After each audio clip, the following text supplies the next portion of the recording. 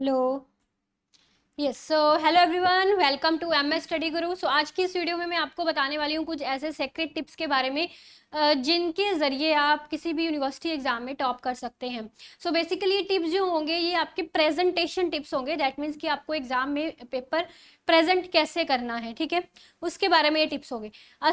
Actually हर एक topper का ये थोड़ा सा एक रहता है कि जो अपना मैथमेटिकल एग्जाम्स होते हैं, जैसे मैथ्स का एग्जाम, क्वांटिटेटिव टेक्निक्स का एग्जाम, ऐसे एग्जाम्स, इनमें टेबल मार्किंग होती है, काफ़ी अच्छे स्कोर आ जाते हैं। 10 नंबर का सवाल है, पूरा सम ठीक है तो 10 के 10 मिल गए। बट जो थ्योरी एग्जाम्स होते हैं, थ्योरी एग्जाम्स में ऐसा नहीं होता। पूरा क्वेश्चन ठीक होने के बावजूद भी हमको पूरे नंबर नहीं मिल पाते। तो मैं आपको आज यही टिप्स, ऐसे टिप्स ही बताने वाली हूँ। इन टिप्स के जरिए आप थ्योरी वाले एग्जाम्स में भी मैक्सिमम स्कोर कर सकते हैं। 100 में से आपका 9 की लाइन में जो है मार्क्स आप ले सकते हैं, अगर आप इस तरह की टिप्स फॉलो करके एग्जाम अटेम्प्ट करते हैं तो, ठीक है जी। पूरी जानकारी लेने के लिए वीडियो को एंड तक जरूर देखिएगा। एंड अगर आप चैनल पे न्यू आए हैं तो जल्दी से इसे सब्सक्राइब भी कर लीजिएगा, ठीक है। Let's start from the tips. देखिए, first tip I am discussing here कि आपको एग्जाम में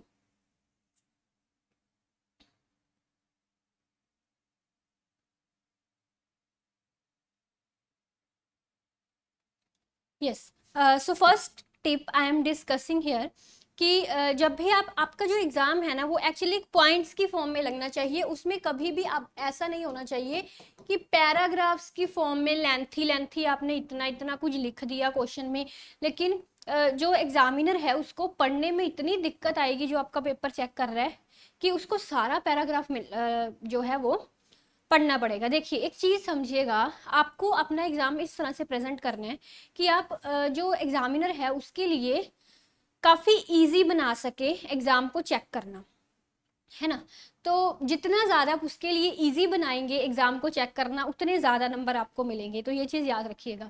तो जब आप पेपर को इस तरह से प्रेजेंट करते हैं कि आपने क्वेश्चन का आंसर बिल्कुल ठीक लिखा है, एग्जैक्टली आपको सब कुछ आता है, बट आपने पैराग्राफ की फॉर्म में 5-6 पेज जो है वो भर दिए हैं, एग्जामिनर जब चेक करता है तो वो इतना उसके पास नहीं टाइम कि वो पूरे 5-6 पेज आपके वर्ड टू वर्ड पढ़कर चेक कर सके। उसको कुछ मोटा मोटा चाहिए जो देखे कि हाँ ये चीज़ें आपने मेंशन की हैं, then he will give you number, marks, है ना। तो दैट्स वाई आपका पेपर ऐसा होना चाहिए कि जस्ट देखने से वो मोटे मोटे पॉइंट सामने नजर आ जाए आराम से कि ये चीजें आपने यहाँ पे मेंशन की है।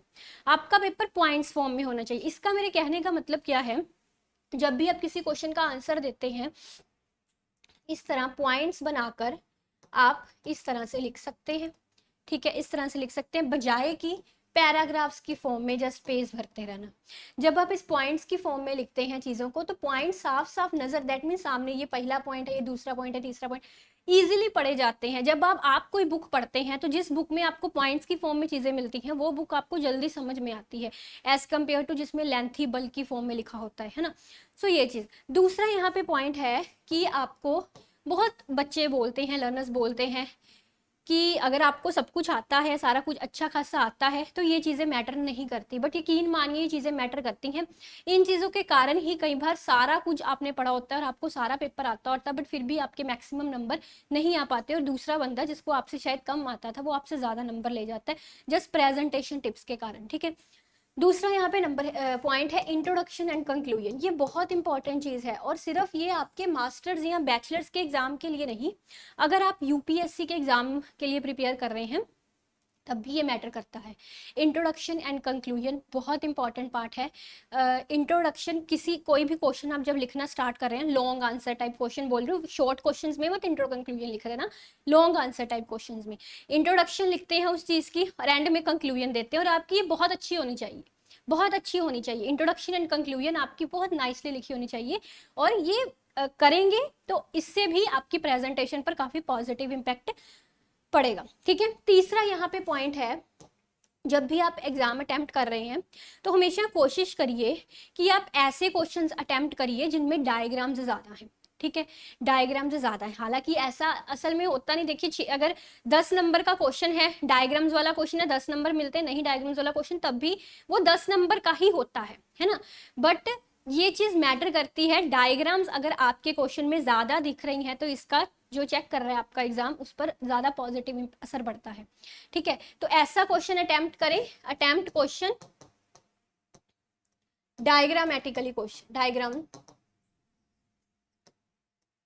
ठीक है, सो आपको डायग्रामेटिकली जो क्वेश्चंस आप जिनका आंसर डायग्रामेटिकली एक्सप्लेन कर सकते हैं, वो क्वेश्चंस आपको करने हैं, एज कम्पेयर टू कि जिनमें कोई डायग्राम आपको पता ही नहीं है कि इनमें कोई डायग्राम है भी या उनमें कोई डायग्राम है ही नहीं, उससे उससे उल्टा डायग्राम्स वाले क्वेश्चंस आपको जो है वो ज़्यादा अटेम्प्ट करने हैं। तीसरी चौथे यहाँ पे जी, अच्छा यहाँ पर आप इसको सब पॉइंट्स में भी लिख सकते हैं। डायग्राम्स जो हैं वो आपकी काफ़ी नीट एंड क्लीन होनी चाहिए, बड़ी होनी चाहिए। कई लर्नर्स क्या करते हैं, बहुत छोटी छोटी सी डायग्राम्स बना देते हैं। डायग्राम आपकी बड़ी, चाहे आधा पेज भर दो डायग्राम, डायग्राम बड़ी होनी चाहिए, ताकि एकदम जो कर्व्स हैं डायग्राम के, जो आपने लाइन्स लगाई हैं डायग्राम्स में, कर्व्स बनाए, वो एकदम मतलब क्लियर हो कि ये पॉइंट यहाँ पे टच हो रहा है, ये यहाँ पे टेंजेंट है ना। तो बड़ी थोड़ी होनी चाहिए डायग्राम। और पेंसिल से डायग्राम बनाइए, पेन से प्लीज मत बनाइएगा diagram. Scale and pencil must है। हम लोग जल्दबाजी में हाथ से ही बना देते हैं कि चलो डायग्राम तो हमारी सही बनी, क्या फर्क पड़ता है पेंसिल से या नहीं।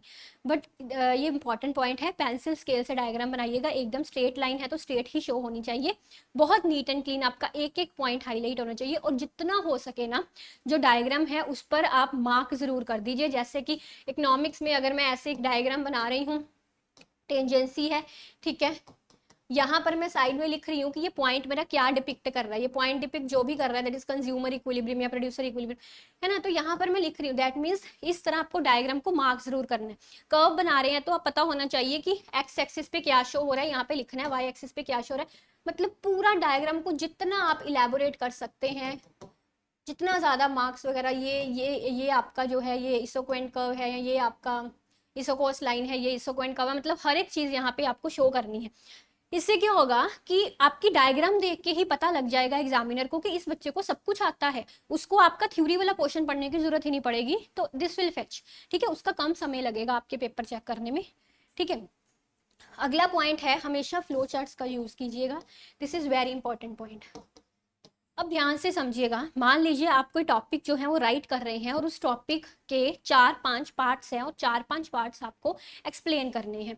हम सीधा सीधा क्या करते हैं, इंट्रोडक्शन लिख ली, चलो कि ये हमारा टॉपिक है और इसके सब पार्ट हैं, पहला सब पार्ट, दूसरा सब पार्ट, एक्सप्लेन कर दो, फिर तीसरा। नहीं, ऐसा नहीं आपको करना। आपको क्या करना है, जब भी आप अटेम्प्ट कर रहे हैं, जैसे पहले आपने इंट्रोडक्शन लिखी, जो भी आपका टॉपिक है इसके सब पार्ट्स हैं, तो आपको पहले क्या करना है, उसके फ्लो चार्ट बना देना है, एक उसका फ्लो चार्ट बना देना है कि इसका ये सब पार्ट है, ये सब पार्ट है, ये।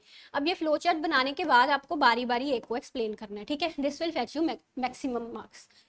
ये फ्लो चार्ट्स वाले आइडियाज बहुत काम आते हैं, इनको याद रखना। एरोज, फ्लो चार्ट्स, एक एग्जांपल देती हूँ, इकोनॉमिक्स वाले लर्नर्स हैं, सुपर मल्टीप्लायर का कंसेप्ट एक्सप्लेन करने जा रहे हैं। एक आप सीधा सीधा लिख रहे हो, the relationship between the combination of multiplier and accelerator is called super multiplier. एक आप उसको थोड़ा सा, आपकी बुक में ऐसा ही लिखा होगा, बुक में ये फ्लो चार्ट्स नहीं होते, बुक्स में ज्यादातर ऐसे फ्लो चार्ट्स देखने को नहीं मिलते, ये फ्लो चार्ट्स आपको अपने दिमाग से बनाने होते हैं। ठीक है, तो बुक में सिंपली लिखा होगा the combination of multiplier and accelerator is called super multiplier. But अगर आप इसको अटेम्प्ट कर रहे हो तो आप इसको अटेम्प्ट कैसे कर सकते हैं, देखिए। तो कहीं भी आपको फ्लो चार्ट बुक में नहीं मिलेगा, बट आपको क्या करना है, जैसे आपने लिख दिया यहाँ पे सबसे पहले कि सबसे पहले क्या होता है, इन्वेस्टमेंट बढ़ी, इन्वेस्टमेंट बढ़ी, इन्वेस्टमेंट बढ़ने से क्या होता है, इन्वेस्टमेंट बढ़ने से इनकम बढ़ी, इनकम बढ़ी, इनकम बढ़ने से क्या होता है, आउटपुट बढ़ता है, या यू कैन से कंजम्पशन बढ़ती है। ठीक है, इसके बढ़ने से फिर से इन्वेस्टमेंट बढ़ती है। ठीक है, अब ये वाला जो पार्ट है ये मल्टीप्लायर का ऑपरेशन है, ये वाला जो पार्ट है ये एक्सेलरेटर का ऑपरेशन है ना। तो मैंने इस मतलब एरोज वगैरह बना के उसको एक्सप्लेन कर दिया, सो ये ज्यादा अच्छे आपको मार्क्स फेच करेगा, 100% ज्यादा अच्छे मार्क्स फेच करेगा। ठीक है, बार बार बता रही हूँ, आपका पेपर थेरेटिकल नहीं लगना चाहिए, प्रैक्टिकल लगना चाहिए। दैट मीन्स कि आपको कंसेप्ट पता है, आपका पेपर देखने से ऐसा लगे कि आपको ये कंसेप्ट एकदम नाइसली क्लियर है। ठीक है, बहुत अच्छे क्लियर हैं आपको ये कंसेप्ट। इस तरह की चीजें आप अपने एग्जाम में यूज कर सकते हैं। ठीक है, द नेक्स्ट पॉइंट, हमेशा रेलिवेंसी को याद रखिएगा, कभी भी रेलिवेंसी को मत भूलिएगा। रेलिवेंसी मीन्स कि जो आप क्वेश्चन अटेम्प्ट कर रहे हैं, ऐसा ना हो कि क्वेश्चन में पूछा कुछ गया और आप एक्सप्लेन कुछ कर रहे हैं। ठीक है। हालांकि ये चीज़ ज़्यादा इंपॉर्टेंट होती है आपके यूपीएससी मेंस वाले एग्जाम्स में, रेलिवेंसी वाली। मास्टर्स वाले एग्जाम में कुछ हद तक ये चीज़ें नज़रअंदाज कर दी जाती है, बट फिर भी अगर आपको एग्जाम में पूछा गया है what are the causes of that, what are the causes of inflation, ठीक है, तो एक एग्जांपल दे रही हूँ। इन्फ्लेशन के कॉजेज वैसे सबको आते हैं, आपको इन्फ्लेशन के कॉजेज नहीं आते। आपने इन्फ्लेशन एक्सप्लेन कर दिया, इन्फ्लेशन की टाइप्स एक्सप्लेन कर दी, नो, ऐसा नहीं करना। तो मतलब कि रेलिवेंट होना चाहिए आपका आंसर, बिल्कुल एकदम जो पूछा गया है, इधर उधर की ज़्यादा बातों में आपको नहीं पढ़ना। हाँ, मैं एक चीज़ ज़रूर कहूँगी आपको कि मान लीजिए आपको कुछ भी नहीं पता what are the causes of inflation, वैसे पता होता है, जस्ट एग्जाम्पल, कुछ भी नहीं पता, ठीक है, तो आप उस केस में एक पेज का इन्फ्लेशन या इन्फ्लेशन के बारे कुछ भी जो आपको पता है लिख कर आ सकते हैं, बजाय कि उसको ब्लैंक छोड़ने के। ऐसा कर सकते हैं बजाय कि ब्लैंक छोड़ने के, ठीक है, उस केस में जिसमें आपको बिल्कुल भी वो चीज़ जो पूछी गई है वो नहीं पता, ठीक है। बट एक चीज़ याद रखिएगा, कभी भी आपका आंसर पढ़कर ऐसा ना लगे कि आप बिल्कुल ही उस टॉपिक से उल्टा ही लिख रहे हैं। दैट मीन्स कि जो कोई भी ऐसा वर्ड, कोई टर्मिनोलॉजी आपको पूछी गई है but you don't know about, बिल्कुल लिटिल भी आपको उस टर्मिनोलॉजी के बारे में नहीं पता, तो आप एकदम से उल्टी चीजें उसके बारे में लिख रहे हैं, एकदम गलत चीज लिख रहे हैं, जिसको पढ़कर ऐसा एग्जामिनर को लग रहा है कि इस बंदे की कॉमन सेंस ही नहीं है, मतलब वर्ड क्या मैंने पूछा और ये लिख क्या रहा है, ऐसा नहीं उसको लगना चाहिए, ठीक है। सो दैट मीन्स फिर अगर आपको नहीं वो क्वेश्चन आता, सो एटलीस्ट जो आप लिख रहे हैं आंसर में वो थोड़ा बहुत क्वेश्चन के साथ रिलेट करे। ऐसा ना हो कि बिल्कुल ही वो पूछ कुछ रहा है और आप बिल्कुल ही पता नहीं दूसरी तरफ चले गए हैं, ठीक है। सो बिल्कुल डिवर्ज नहीं होना चाहिए आपका आंसर, ऐसा करने की बजाय मत लिखिए, वो छोड़ आइए, क्योंकि ऐसा आंसर जब एग्जामिनर पढ़ेगा तो उसे ऐसा लगेगा कि आपकी कॉमन सेंस नहीं है, ठीक है। तो ऐसा करने की बजाय छोड़ आइए, अगर उस चीज से रेलिवेंट कुछ लगता है, आपको पता है, फिर लिखाइए, ठीक है। सो ये चीज है। अब इसके अलावा the other thing is, just wait, हाँ, हमेशा अपने आंसर को सपोर्ट करने के लिए लेटेस्ट डाटा का use, this is very important point. तो मैं यहाँ पर आपको बताती हूँ, जब मेरा यूनिवर्सिटी एग्जाम, पब्लिक इकोनॉमिक्स का हमारा एग्जाम होता है, तो पब्लिक इकोनॉमिक्स का एक पूरा थ्योरेटिकल पेपर रहता है, उसमें ज़्यादा नंबर्स नहीं मिल सकते होते, थ्योरेटिकल पेपर है। बट अब पब्लिक इकोनॉमिक्स के एग्जाम में अगर आप लेटेस्ट डाटा ऐड करते हैं, रेवेन्यू डेफिसिट क्या, फिजिकल डेफिसिट क्या, लेटेस्ट इस तरह की चीज़ें ऐड कर देते हैं, एब्सोल्युटली मैक्सिमम मार्क्स आप फेच कर सकेंगे। मनी एंड बैंकिंग का एग्जाम है आपका, मनी एंड बैंकिंग के एग्जाम में जो भी आरबीआई के द्वारा लेटेस्ट पॉलिसी रेट चलाए गए हैं वो कितने कितने चल रहे हैं, अभी जो लेटेस्ट चीज़ें आई हैं, आपका स्टैंडिंग डिपॉजिट फैसिलिटी एक्सेट्रा, मैं थोड़ा इकोनॉमिक्स का की एजुकेटर हूँ, सो दैट से मैं इकोनॉमिक्स की बात कर रही हूँ, आप अपने सब्जेक्ट पे इंप्लीमेंट कर सकते हैं, ठीक है। तो लेटेस्ट डाटा ऐड करिएगा, टॉपर बनने का ये बेस्ट तरीका है। आपका लेटेस्ट डाटा हो सकता है आपका टीचर ना पढ़ाए, ठीक है, टीचर क्लास में आपको लेटेस्ट डाटा ना बताए, बुक्स में भी आपको वो चीज़ नहीं मिलेगी, बट आपको एग्जाम जब आप प्रिपेयर कर रहे हैं एग्जाम के लिए, सो नेट से उस चीज़ से रिलेटेड जो भी लेटेस्ट डाटा है वो ढूंढना है और अपने आंसर में ऐड करना है, ठीक है। This is very important point. अगली चीज़ है यहाँ पे कि जो भी इंपॉर्टेंट चीज़ें होती हैं, आप जानते हैं कि उनको अंडरलाइन करना बहुत ज़रूरी होता है, अंडरलाइन करना, ठीक है, बहुत इंपॉर्टेंट है। जो पॉइंट्स हैं आपके, कोशिश करें कि जो हेडिंग्स हैं उनको थोड़ा बड़ा बड़ा लिखें, ठीक है, मतलब 2 लाइनों में, जैसे 2 लाइन इस तरह आपका है तो इसमें 2 लाइन्स में मतलब बड़ा बड़ा थोड़ा सा हेडिंग लिख दें और उस हेडिंग को अंडरलाइन जरूर करें, इंपॉर्टेंट पॉइंट्स अंडरलाइन करें, जो चीज़ आप चाहते हैं कि एग्जामिनर आपकी ये चीज़ ज़रूर पढ़े, एग्जामिनर का ध्यान इस चीज़ पर ज़रूर पड़े, है ना, तो उस चीज़ को आप अंडरलाइन ज़रूर करिएगा। और जब भी आप लेटेस्ट डाटा ऐड करते हैं ना, लेटेस्ट डाटा ऐड करते हैं, तो लेटेस्ट डाटा को ना अपने आंसर के बीच में नहीं ऐड करना, आंसर के साइड में कहीं हाईलाइट करके लिख देना।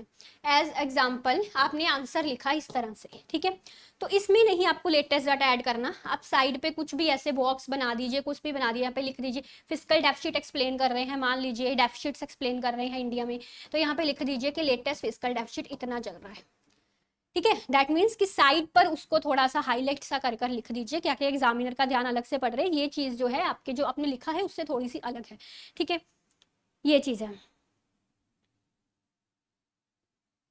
हाँ, तो जो चीजें आपको आती हैं ये शायद आपको टिप पता ही होगी, जो क्वेश्चंस आपको आते हैं वो आपको पहले करने हैं, ठीक है, सबसे पहले जो आते हैं वो कर लीजिएगा। कभी भी ऐसा नहीं करना कि चॉइस क्वेश्चंस आते हैं तो चॉइस भी कराइए। अगर आपको एग्जाम में कहा गया है कि 5 क्वेश्चंस करनी है, आप 6 कराते हैं, तो एग्जामिनर आपका पहले 5 क्वेश्चन ही चेक करेगा, 6 क्वेश्चन चेक नहीं करेगा, ठीक है। सो ओवर अटेम्प्ट मत कीजिएगा, 6 क्वेश्चन करने की बजाय 5 पर पूरी मेहनत लगा दीजिएगा, ठीक है। सो यही टिप्स जो थे आज मैंने आपको बताने थे। होपफुली आपको अच्छा लगा होगा। इस तरह के अगर अच्छा लगा तो इस तरह के सेशंस में और भी आपके लिए अरेंज करती रहूंगी। मेरे साथ जुड़ने के लिए, मेरे से क्लासेस लेने के लिए आप मेरा टेलीग्राम चैनल फॉलो कर सकते हैं, उसका लिंक आपको डिस्क्रिप्शन में दिया गया है, और फेसबुक पेज को भी आप फॉलो कर सकते हैं। अगर वीडियो अच्छी लगी तो लाइक एंड शेयर कर दीजिएगा। Thank you very much for watching, take care, bye bye.